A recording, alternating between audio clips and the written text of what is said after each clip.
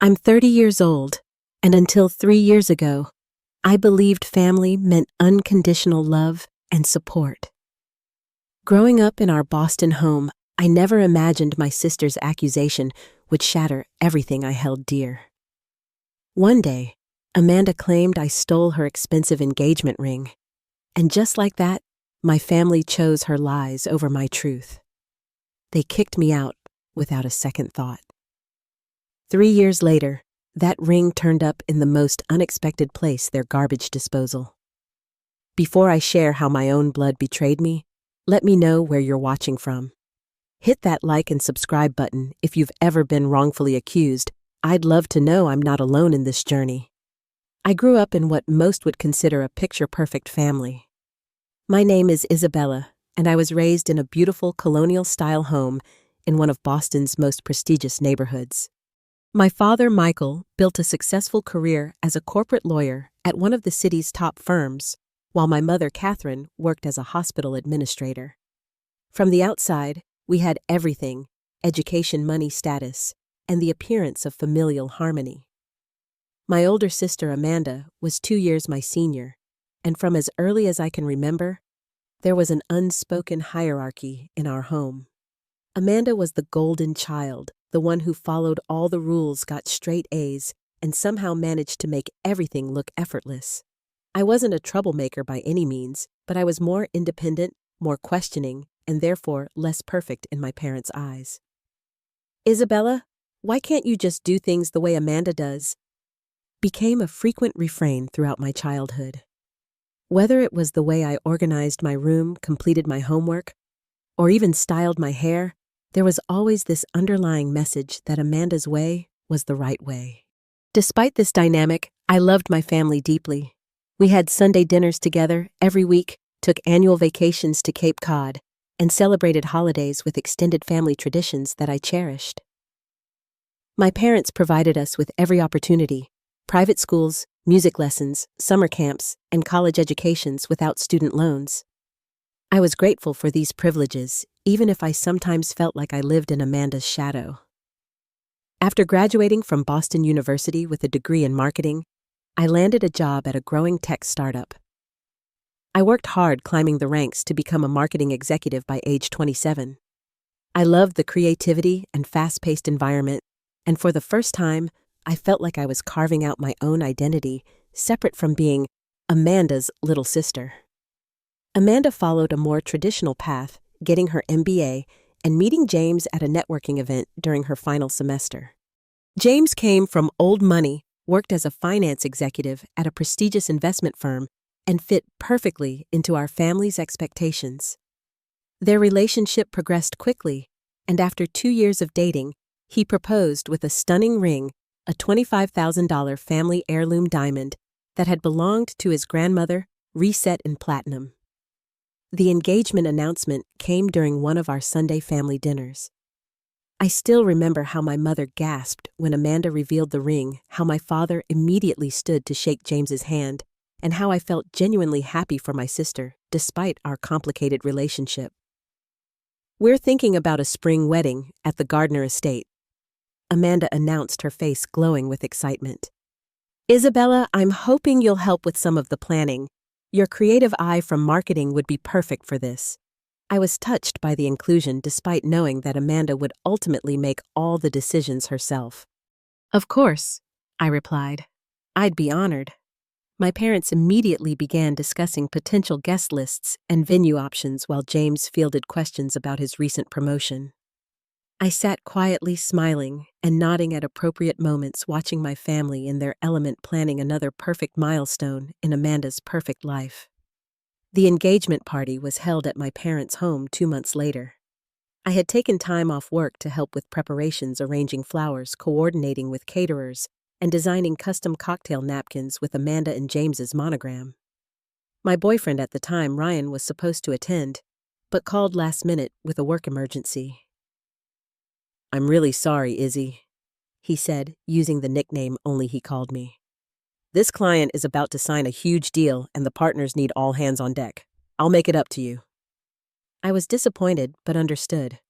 Ryan and I had been dating for 8 months, and while things were good between us, I sometimes felt he kept me at arm's length emotionally. My best friend Zoe attended the party in Ryan's place. She had been my rock since college, the one person who truly saw me for who I was, not as an extension of my family, or as Amanda's less accomplished sister.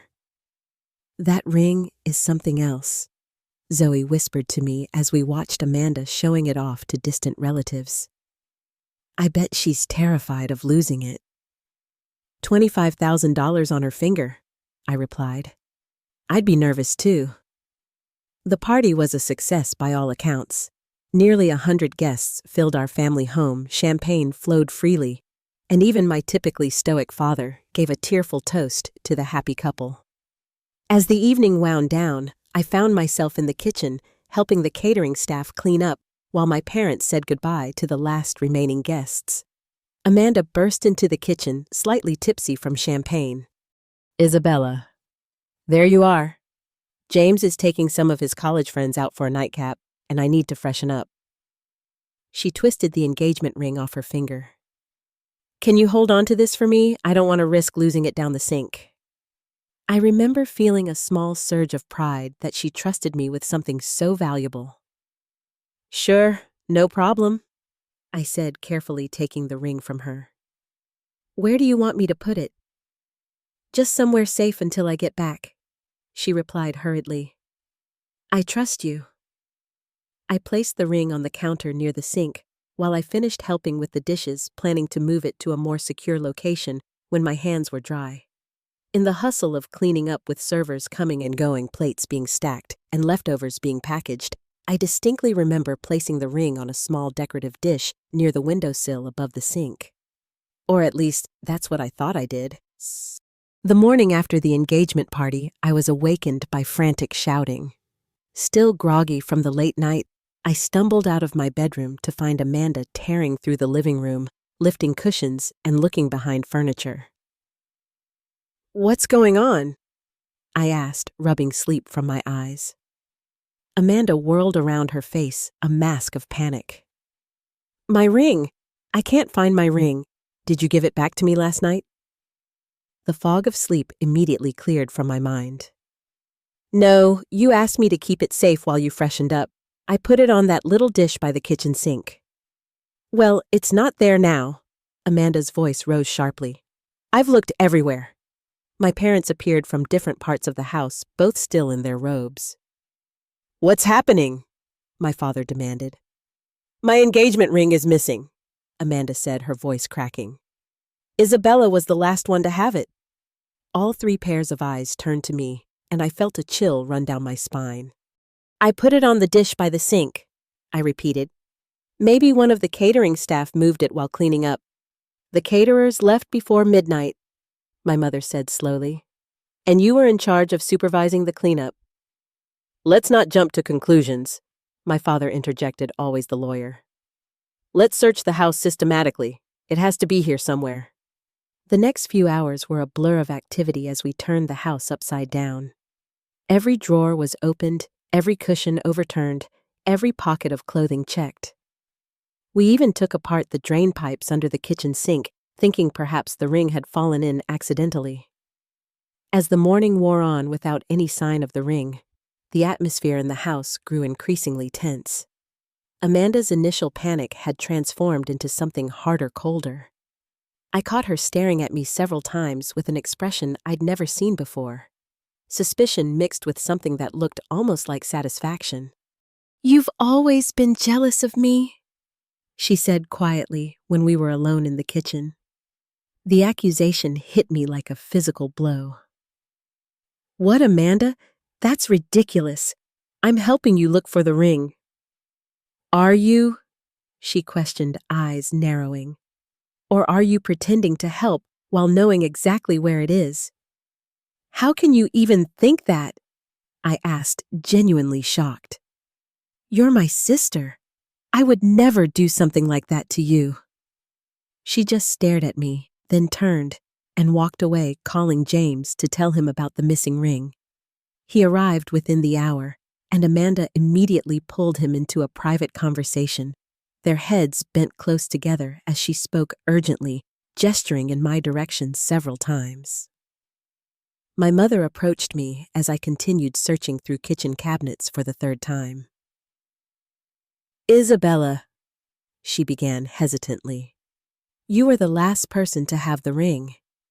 If this is some kind of misguided attempt to get attention, please just tell us now." I straightened up, stunned by her words. "Mom, I didn't take the ring. I put it on that dish right there."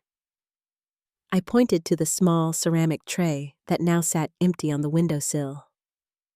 "Then where is it?" She wasn't asking a question so much as making an accusation. By afternoon, the search had been abandoned, and a family meeting was called in the living room. I sat on the edge of an armchair, feeling increasingly isolated as Amanda James and my parents took positions on the sofa across from me, a united front. "Isabella," my father began, his voice taking on the same tone I'd heard him use when discussing difficult clients. "This situation has gone on long enough. The ring is extremely valuable, both financially and sentimentally. If you've taken it for whatever reason, now is the time to return it. No questions asked." "I didn't take it," I said firmly, looking him directly in the eyes. "I would never do that." "Then how do you explain that you were the last person to have it and now it's gone?" Amanda demanded, tears streaming down her face. James put his arm around her shoulders protectively. "I don't know what happened to it," I admitted. "All I know is that I put it on that dish by the sink." "This isn't like misplacing a pair of earrings." My father continued, his patience visibly thinning. "This is a $25,000 ring, an heirloom from James's family." "I understand the value," I said, my own frustration mounting. "Which is exactly why I was careful with it. I didn't take it." "Maybe your boyfriend took it," Amanda suggested suddenly. "He conveniently couldn't make it to the party, right?" "Ryan would never steal anything," I protested. "And he wasn't even here." "Then where is it, Isabella?" My mother's voice was quiet but cutting. "We've searched everywhere. The only explanation is that someone took it, and you were the last person to have it." I looked around the room at my family's faces, accusation from Amanda, disappointment from my mother, stern judgment from my father, and contempt from James.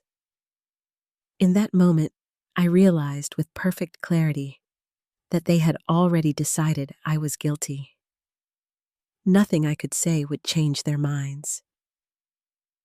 "I didn't take the ring," I said one more time, my voice barely above a whisper. "Isabella, I think it would be best if you left the house until this situation is resolved." My father said, his voice flat and final. The words hung in the air like a physical presence, heavy and suffocating. "You're kicking me out." I stared at him in disbelief. "Over an accusation with no proof." "The proof is that you were the last one to have the ring," Amanda interjected. "And now it's gone." My mother wouldn't meet my eyes. "Perhaps some time apart would help clear things up," she suggested weakly. "Maybe you'll remember what happened to the ring."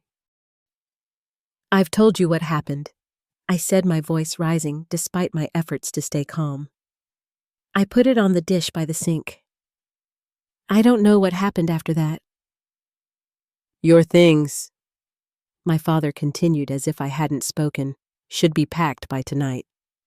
You can come back when you're ready to tell us the truth." I looked at each of them in turn, hoping to find some sign of doubt, some crack in their unified conviction of my guilt. There was none. It was as if overnight I had transformed from beloved daughter and sister to common thief in their eyes. "Fine," I said, finally rising from the chair. "I'll pack my things." I moved through the house in a daze, pulling clothes from drawers and hangers, grabbing toiletries from the bathroom, and shoving everything haphazardly into suitcases and duffel bags. My mother stood in the doorway of my bedroom, watching silently. "I hope you know what you're doing," I told her, zipping up a suitcase with shaking hands. "Because this is something we might not come back from." She flinched, but said nothing. I called Zoe in tears, barely able to explain what had happened. True to her nature, she didn't hesitate. "I'm coming to get you right now," she said firmly. "You can stay with me as long as you need to." As I waited for Zoe to arrive, I sat on my bed one last time, looking around the room that had been mine since childhood. The bulletin board covered with concert tickets and photos. The bookshelf filled with novels and college textbooks I hadn't been able to part with. The window seat where I'd spent countless hours reading and daydreaming. It felt surreal to be leaving under such circumstances. When Zoe's car pulled into the driveway, my father helped carry my bags downstairs in cold silence. Amanda stood in the living room doorway, arms crossed, watching. As I passed her, I thought I caught a flicker of something in her expression, smugness, perhaps, or satisfaction. It was gone so quickly, I couldn't be sure it wasn't just my imagination. "I didn't take your ring," I told her quietly. "Someday you'll realize that." She turned away without responding. My parents didn't hug me goodbye. My father simply opened the front door and waited for me to walk through it. My mother wiped tears from her cheeks, but didn't move to stop me from leaving. "When you're ready to tell the truth, you can come home," my father said as I stepped onto the porch. Those were the last words I heard as the door closed behind me. Zoe's apartment was a tiny one-bedroom in a less affluent part of Boston. She insisted I take the bedroom while she slept on the pull-out sofa. That first night, after Zoe had gone to sleep, I sat on the edge of the unfamiliar bed and finally allowed myself to break down completely. Sobs racked my body as the full weight of what had happened crashed over me. My family, the people I had trusted most in the world, had chosen to believe the worst about me without a second thought. My phone buzzed with a text message. Thinking it might be my mother coming to her senses, I grabbed it eagerly. Instead, it was Ryan. "I think we need to take a break. This drama with your family is too much right now. I'm sorry." I stared at the screen in disbelief. 8 months of relationship ended in a text message because I'd been falsely accused of theft. I turned off my phone without replying. The next morning, I opened social media to find several distant relatives and family friends had unfriended me. The story had spread quickly, it seemed, and the court of public opinion had already tried and convicted me. My cousin Megan, who I'd been close with since childhood, sent a message. "I can't believe you would do this to Amanda. I thought I knew you."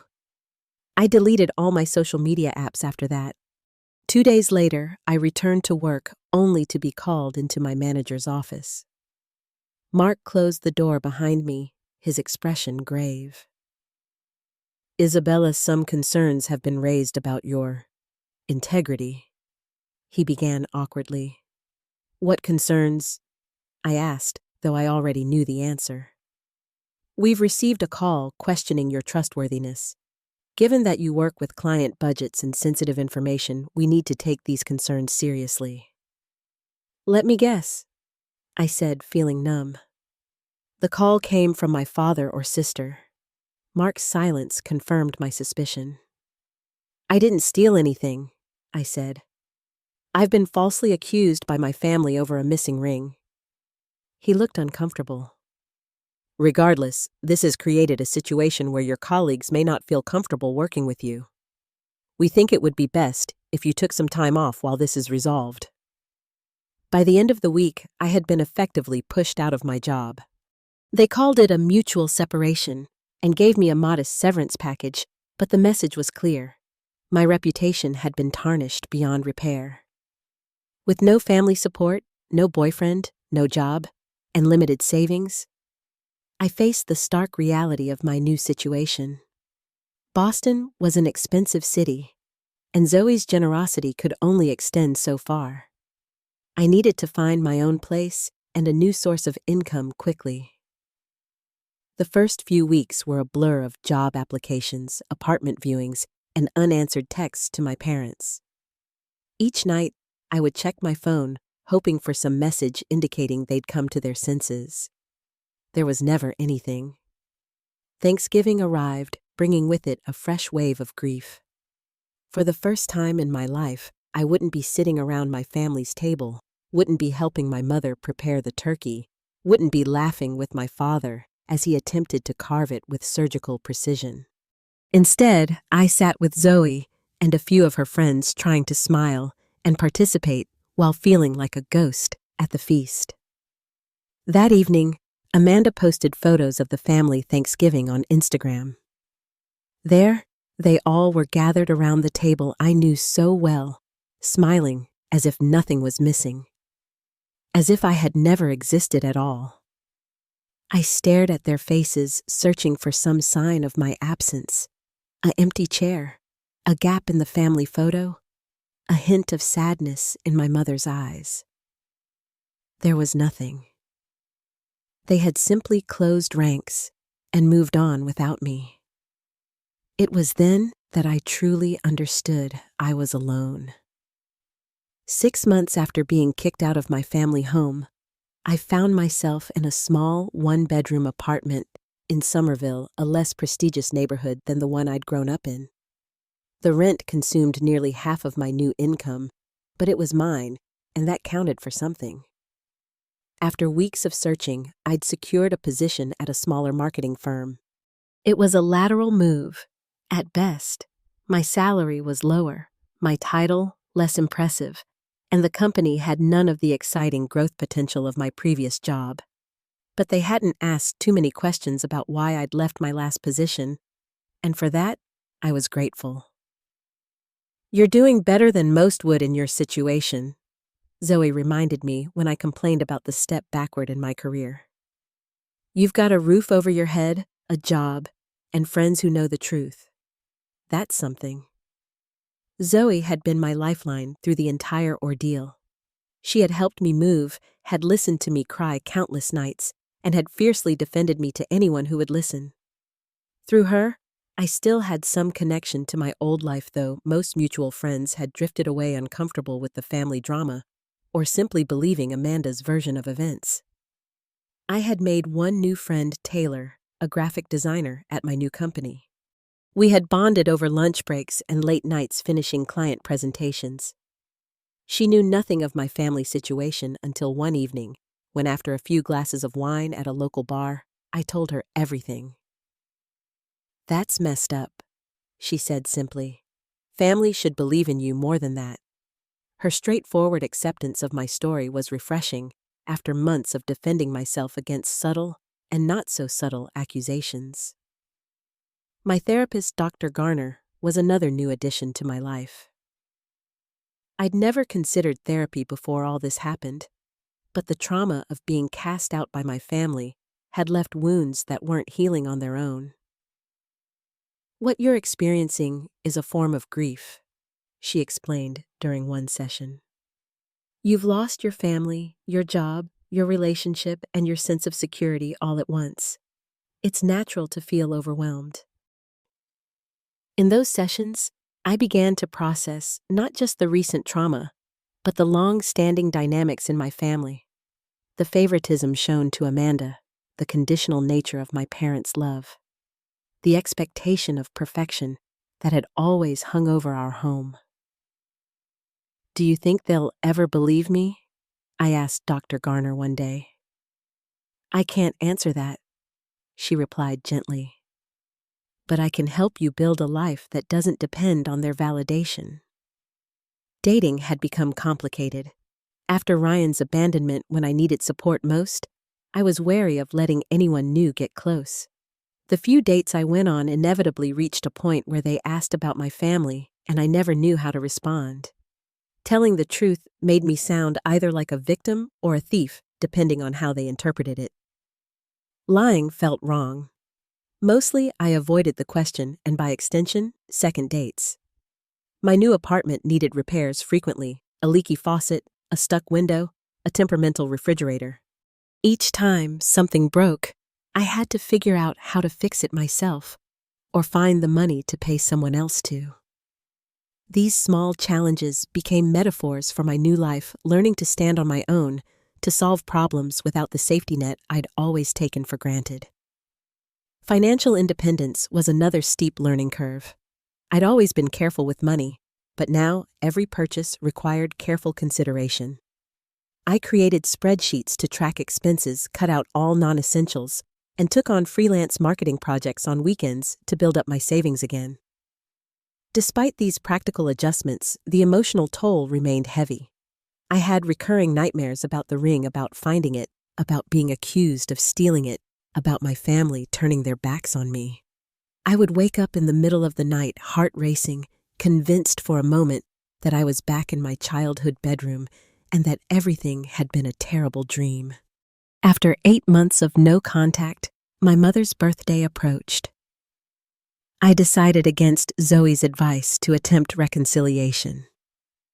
I bought a small gift, a book by her favorite author, and drove to my parents' home on a Sunday afternoon when I knew they would be there. Standing on the porch, where I'd been essentially banished nearly a year before, I felt my heart pounding in my chest. I rang the doorbell and waited, clutching the wrapped book like a shield. My father answered the door, his expression shifting from neutral to cold when he saw me. "Isabella," he said, neither welcoming nor sending me away. "Hi, Dad," I managed. I wanted to wish Mom a happy birthday." I held out the package. "Is she home?" Before he could answer, I heard Amanda's voice from inside the house. "Dad, who is it?" She appeared behind him, stopping short when she saw me. "Oh, I just came to give Mom her birthday present," I explained, feeling increasingly uncomfortable under their stares. "She's resting," my father said shortly. "I'll give it to her." He took the package from my hands without inviting me in. Behind him, I could hear my mother's voice asking who was at the door. "It's no one important," Amanda called back, her eyes never leaving my face. As my father began to close the door, I heard Amanda say quietly to him, "I told you she would try to worm her way back in without admitting what she did." The door closed with a definitive click, and I stood there for several moments, tears blurring my vision, before returning to my car. That failed attempt at reconciliation was a turning point for me. Rather than continuing to hope for my family's acceptance, I decided to focus entirely on building a new life for myself. I enrolled in evening classes to enhance my marketing skills, particularly in digital analytics, an area where my new company was lacking expertise. I also began volunteering at a community center, helping small business owners develop marketing strategies they couldn't otherwise afford. The gratitude these people showed me for sharing my knowledge was healing in a way I hadn't expected. For the first time in months, I felt valued for something other than my family connection or appearance of respectability. As the holiday season approached again, I made a conscious decision not to torture myself with thoughts of what my family might be doing without me. Instead, I accepted an invitation to join Taylor and her extended family for Thanksgiving, and helped Zoe host a Christmas party for our small circle of friends. We created new traditions: string popcorn for the tree, a competitive gift exchange game, special cocktails named after terrible holiday movies. "Family isn't always blood," Zoe told me as we cleaned up after the Christmas party. "Sometimes it's the people who stay when everyone else leaves." A week later, I was having dinner at a restaurant with Taylor when I spotted Amanda and James across the room. They hadn't seen me absorbed as they were in what appeared to be an intense conversation. My first instinct was to hide to avoid a potential confrontation, so I asked Taylor if we could move to a table in the corner, out of their line of sight. From my new vantage point, I could observe them without being seen. Amanda looked thinner than I remembered her face drawn despite her carefully applied makeup. James seemed impatient, checking his watch repeatedly as she spoke. They didn't look like a happily married couple enjoying a night out. They looked like strangers forced to share a meal. For the first time, I wondered if Amanda's perfect life wasn't so perfect after all. Almost exactly 3 years after being accused of stealing Amanda's engagement ring, I was in a very different place. I had been promoted to digital marketing director at my company, leading a team of 5 and managing our largest client accounts. My apartment, while still modest, had been transformed with small improvements, a new couch I'd saved for plants that thrived under my care art on the walls that reflected my taste rather than what I'd grown up with. More significantly, I had been dating Daniel for nearly a year. We had met at a professional networking event, and unlike previous dates, when he'd asked about my family, I had told him the truth. Instead of judgment or discomfort, he had responded with understanding and support. "That's their loss," he said simply. "Anyone who knows you would know you're not capable of that." Our relationship had progressed steadily, built on honest communication and mutual respect. Daniel had his own complicated family history. He had been raised by a single mother after his father abandoned them, so he understood the nuances of family pain in a way others hadn't. It was a Tuesday evening in April when my phone rang with a number I hadn't seen in 3 years, my mother's cell phone. I stared at the screen, frozen with indecision. Part of me wanted to ignore it to protect myself from whatever new accusation or manipulation might be coming. But curiosity and that lingering hope that never fully died won out. "Hello?" I answered cautiously. "Isabella?" My mother's voice sounded older, somehow tentative. "It's Mom." "I know," I replied, keeping my tone neutral. "Is everything okay?" There was a pause, then a shaky intake of breath. "We found the ring." 3 simple words, yet they hit me with the force of a physical blow. After 3 years of being branded a thief, of losing my family, my job, my sense of security, they had found the ring. I sat down heavily on my couch, unable to speak. "Isabella, are you there?" my mother asked. "Where?" I finally managed. "Where was it?" "In the kitchen," she said, her voice small. "We've been renovating, replacing some of the older appliances. The plumber found it when he was taking out the garbage disposal. It was stuck inside all this time."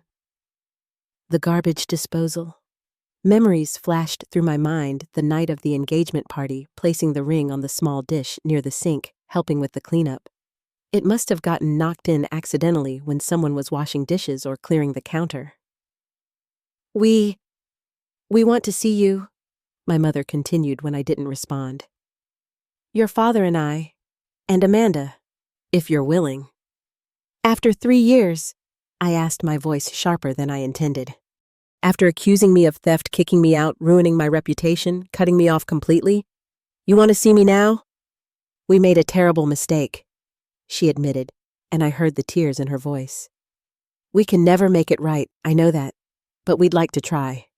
Please, Isabella." I closed my eyes, feeling a storm of emotions rage inside me. Vindication, anger, grief, and a small, persistent flicker of longing for the family I'd lost. "I need to think about it," I said finally. "I'll call you back." After hanging up, I immediately called Dr. Garner and scheduled an emergency session. Then I called Daniel, who came straight over. "They found the ring," I told him as soon as he arrived, still feeling dazed. "It was in the garbage disposal. For 3 years." Daniel pulled me into a tight embrace. "I knew you were telling the truth. Everyone who really knows you knew that." "They want to see me," I continued, pulling back to look at his face. "To apologize, I guess." "What do you want to do?" he asked, true to his nature of supporting my agency rather than telling me what to do. "I don't know," I admitted. "Part of me wants to tell them to go to hell, but another part wants closure," he finished for me. And maybe to hear them admit they were wrong. The next day, in Dr. Garner's office, I wrestled with the decision. They took everything from me, I said, pacing the small room. My home, my reputation, my sense of security. They believed the worst about me without a second thought. Why should I give them the chance to ease their guilty consciences now? You don't owe them anything, Dr. Garner agreed. This decision should be based solely on what's healthiest for you. What if seeing them just reopens all those wounds? I asked. I've worked so hard to build a new life. That's a valid concern, she acknowledged. But sometimes, confronting the source of our trauma, especially when circumstances have changed, can provide a different kind of healing. After much reflection, I decided to meet with them, not for their sake, but for mine. I needed to look them in the eyes as they acknowledged what they had done. I needed that confirmation that I hadn't been crazy or paranoid these past 3 years, that I had been wronged in a profound and damaging way. I called my mother back and agreed to dinner at their house the following Sunday. Daniel offered to drive me and wait outside in case I needed a quick escape. I want you to come in with me, I told him. Not right away, but later. I want them to see the life I've built without them, the good parts of it. As we pulled up to my childhood home that Sunday evening, I felt a surreal sense of déjà vu. The house looked the same, yet I was arriving as a stranger, a guest rather than a daughter returning home. Daniel squeezed my hand.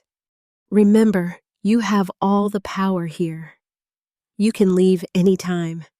And no matter what happens in there, you have people who love you for exactly who you are. With those words bolstering me, I walked up to the front door of the house I'd once called home and rang the doorbell. My father opened the door, looking older than I remembered. Gray had overtaken the brown in his hair, and new lines marked his face. For a moment, we simply stared at each other, the weight of 3 years of silence between us. Isabella, he said finally, his voice thick. Thank you for coming. He stepped back to let me enter, and I walked into the foyer that had once been as familiar to me as my own reflection. The house smelled the same, a mixture of my mother's favorite candles and the lemon polish used on the wooden furniture. I noticed the kitchen off to the right had been renovated with new cabinets and appliances. My mother appeared from the living room, hands clasped nervously in front of her. Isabella, she breathed, as if saying my name might cause me to vanish. She moved as if to hug me, then stopped herself, uncertain of her welcome. Hi, Mom, I said, keeping my voice steady, despite the emotions threatening to overwhelm me. I didn't move to embrace her. Please come sit down, my father said, gesturing toward the dining room. Dinner is almost ready. The dining room was set with the good china, the table arrangement formal, as if this were a special occasion rather than an acknowledgement of a grave injustice. Amanda and James were already seated, both looking uncomfortable. Amanda's eyes widened slightly when she saw me, then dropped to the tablecloth. Hello, Amanda. James, I said with a nod, taking a seat across from them. An awkward silence fell over the table as my mother bustled in with a roast that smelled delicious, but turned my stomach. I hadn't been able to eat all day, my nerves too frayed. You look well, Isabella, my father said as my mother served the food. Your mother mentioned you've been promoted. Yes, I replied. I'm a digital marketing director now. Different company than before, of course. The unspoken reason for that change hung in the air. That's wonderful, my mother said with forced brightness. We always knew you were talented.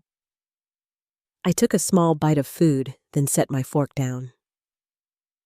I think we should address why I'm here, I said directly.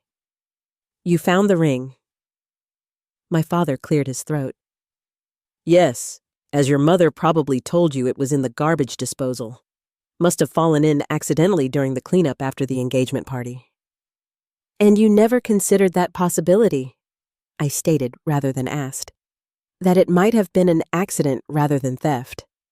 We should have. My mother admitted, her eyes filling with tears. We jumped to conclusions, and we were terribly, terribly wrong. Amanda remained silent, pushing food around her plate while James looked increasingly uncomfortable. I lost everything because of that accusation. I continued, my voice steady but firm. My home, my job, my reputation. Even Ryan broke up with me because of the drama. I had to rebuild my entire life from scratch. We know, my father said, looking genuinely remorseful. And there's nothing we can say that will make that right. But we hope that perhaps with time, you might consider allowing us back into your life. I looked at Amanda, who still hadn't spoken. Do you have anything to say? She glanced up briefly. I'm sorry for the misunderstanding, she said, her tone lacking the sincerity of my parents. It was a confusing situation. A misunderstanding, I repeated, incredulous. Is that what we're calling it? What would you call it? Amanda asked defensively. A false accusation, I replied. One that cost me everything while you continued your perfect life without consequence. James shifted uncomfortably in his seat. Amanda, I think Isabella deserves more than that. Amanda shot him a look of betrayal. She deserves the truth, he continued, ignoring her glare. All of it. What truth? I asked, looking between them. James sighed. About a year after the engagement party, the plumber came to fix a slow drain in the kitchen sink. He mentioned something might be caught in the disposal and suggested replacing it. Amanda insisted it wasn't necessary. I stared at my sister as understanding dawned. You suspected the ring might be in there a year after accusing me? Amanda's face flushed. I didn't know for certain. It was just a possibility. But enough of a possibility that you didn't want to check, I pressed. Because finding it would prove you wrong, prove I was innocent all along. It wasn't like that, she protested weakly. Then what was it like, Amanda? I demanded, feeling 3 years of suppressed anger rising to the surface. Because from where I'm sitting, it looks like you were willing to let me remain estranged from my family, branded a thief, rather than admit you might have been wrong. Tears spilled down Amanda's cheeks. I was afraid, she admitted. Afraid of what it would mean if the ring had been there all along. What kind of person that would make me. The kind of person who falsely accused her sister and watched her life fall apart without doing anything to stop it. I said, my voice breaking slightly. The kind of person who valued her pride more than the truth. The table fell silent. My father stared at his plate. My mother wiped tears from her cheeks, and James looked at Amanda with an expression that suggested this revelation was news to him as well. I was always jealous of you, Amanda said suddenly, her voice small. Your career, your independence, the way you carved your own path instead of following expectations like I did. When the ring went missing, some part of me wanted to believe you took it. It gave me a reason to be the better sister for once. Her raw honesty stunned me into momentary silence. This was the most vulnerable I'd ever seen my sister, the first time she'd ever admitted to anything less than perfection. That doesn't excuse what happened, I said finally. No, she agreed. It doesn't. My parents looked shocked at this exchange, as if they were seeing a side of Amanda they'd never witnessed before. We failed you both, my father said slowly. We favored Amanda, put pressure on her to be perfect, and made you feel like you were always second best. Then when this happened, we continued that pattern by assuming the worst of you and the best of her, without question. It was the most insightful thing I'd ever heard my father say about our family dynamics. 3 years of separation had apparently given him some perspective. My phone buzzed a text from Daniel asking if I was okay. I texted back asking him to come in, then turned back to my family. "I appreciate your apologies," I said carefully. "But you need to understand that things can never go back to the way they were before. Too much has happened. I've changed. My life has changed." "We understand," my mother said, though the hope in her eyes suggested she didn't fully grasp what I was saying. "I've invited someone to join us," I continued. "He's important to me, and if we're going to have any relationship moving forward, he'll be part of it." When the doorbell rang, my mother rose to answer it. She returned a moment later with Daniel, who immediately came to stand beside my chair, placing a supportive hand on my shoulder. "This is Daniel," I introduced him. "We've been together for almost a year." Daniel nodded politely to everyone. "It's nice to meet you all, though I wish it were under different circumstances." I reached up to squeeze his hand, drawing strength from his presence. "Daniel knows everything that happened. He's been an important part of my healing process." "We're glad Isabella has someone supporting her," my father said, extending his hand to Daniel. As Daniel shook it, I continued. "I want to be very clear about something. If we're going to rebuild any kind of relationship, it needs to be on new terms. I won't be treated as the family black sheep ever again. I won't be doubted or dismissed. And I won't pretend the last 3 years didn't happen." "That's more than fair," my father agreed. "I don't know if I can forgive you yet," I admitted. "Especially you, Amanda. But I'm willing to start the process of moving forward slowly and carefully." Amanda nodded, wiping tears from her face. "I don't deserve your forgiveness," she said quietly. "But I hope someday to earn it." I stood up, signaling the end of the dinner.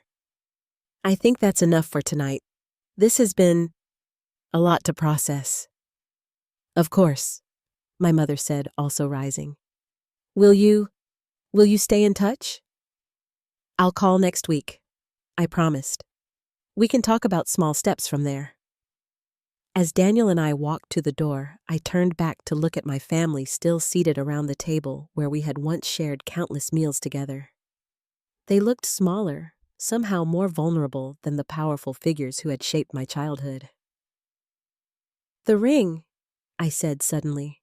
"What happened to it?" My mother reached into her pocket and pulled out a small box. "We wanted to give this to you," she said, holding it out, "as a small symbol of making things right."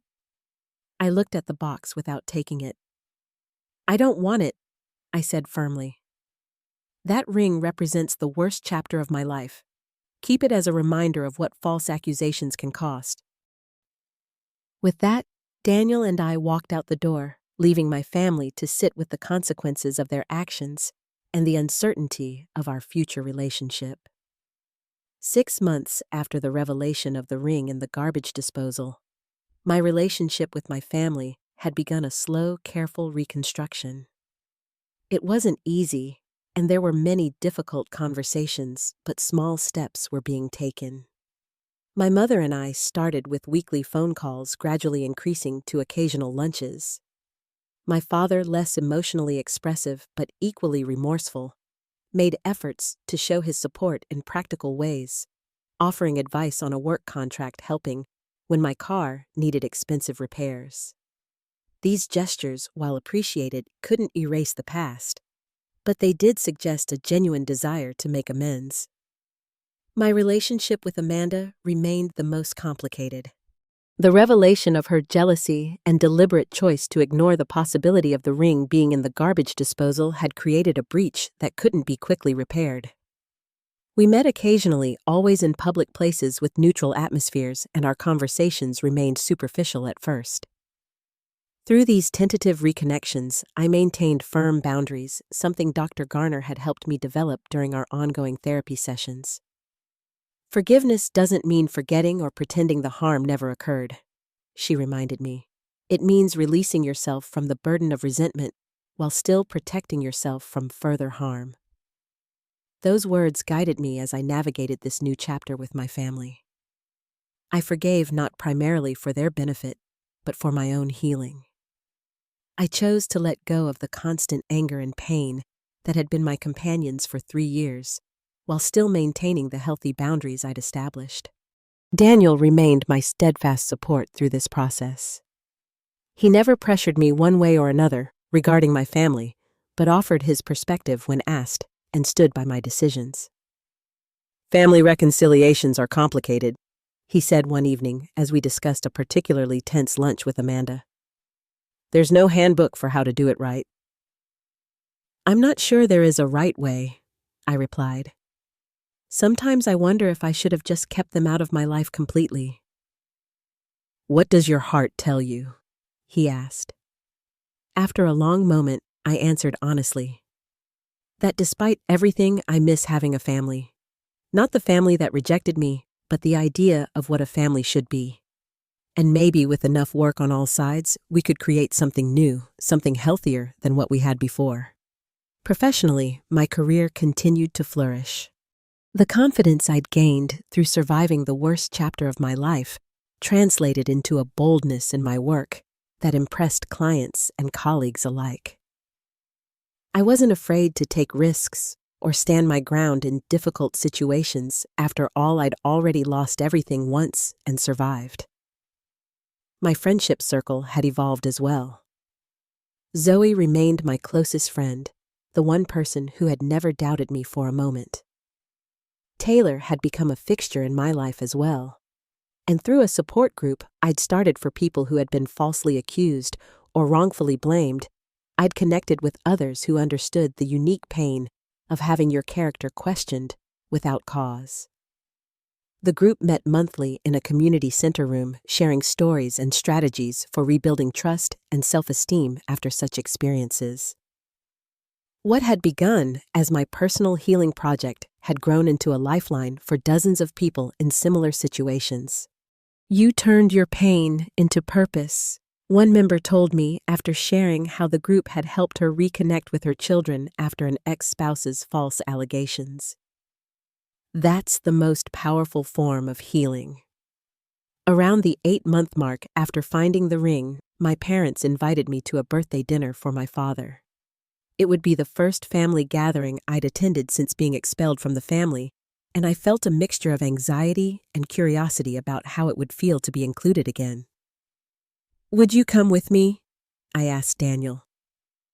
"I'm not sure I'm ready to face them all at once by myself."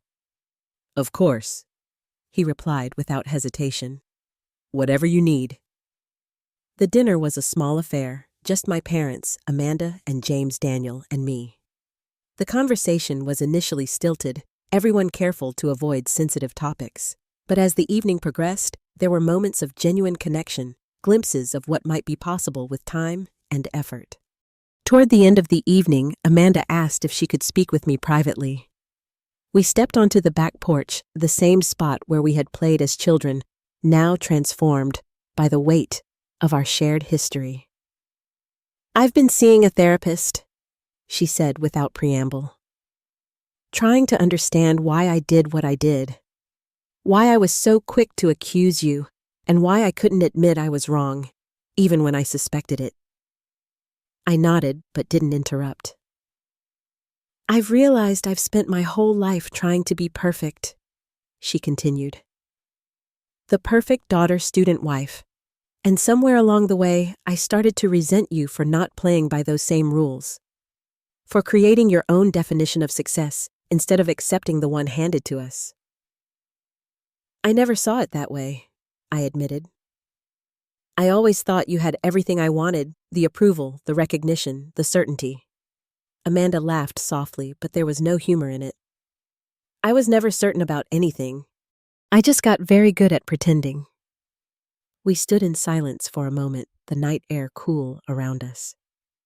I'm not asking for your forgiveness, she said finally. I know I don't deserve it yet, but I want you to know I'm trying to be better, to be more honest about who I am and what I want. And I hope that someday we might find a way to be sisters again, real sisters, not the twisted version we were before. It was the most authentic conversation we'd ever had. For the first time, I saw Amanda not as my perfect older sister or as the person who had betrayed me, but as a flawed, complex human being struggling with her own demons. I hope so too, I said, meaning it. Back home that night, I took out an old family photo I'd kept despite everything. It showed the four of us at Cape Cod, sunburned and smiling, ice cream cones in hand. Next to it, I placed a recent photo of my new life, Daniel, Zoe, Taylor, and me at a local festival laughing as we tried to untangle a kite string. The contrast between the two images struck me. In the family photo, we looked perfect but fragile, a facade that had shattered under pressure. In the newer photo, there was an authenticity to the joy, a sense of connection built on genuine acceptance rather than expectation. I realized then that the garbage disposal had in its way given me an unexpected gift. Not just the vindication of the found ring, but a chance to rebuild my life on a foundation of truth rather than appearance. The pain had been excruciating, the losses real and significant. But what had emerged from that crucible was a stronger, more authentic version of myself and a deeper understanding of what truly matters in relationships. The ring, that expensive symbol of commitment that had caused so much heartache, had revealed the true character of everyone involved. My sister's jealousy, my parents' conditional love, Ryan's fair-weather loyalty, and my own resilience. In losing everything, I had discovered what I was truly made of, and in that discovery lay the most valuable lesson of all. Have you ever been falsely accused of something you didn't do? How did you handle that situation? I'd love to hear your stories in the comments below. And if you found something valuable in my journey, please like and subscribe to support this channel. Remember, sometimes the most painful experiences can lead to the most profound growth. Thank you for listening to my story, and I hope it helps anyone out there who feels alone in their struggle for truth and justice.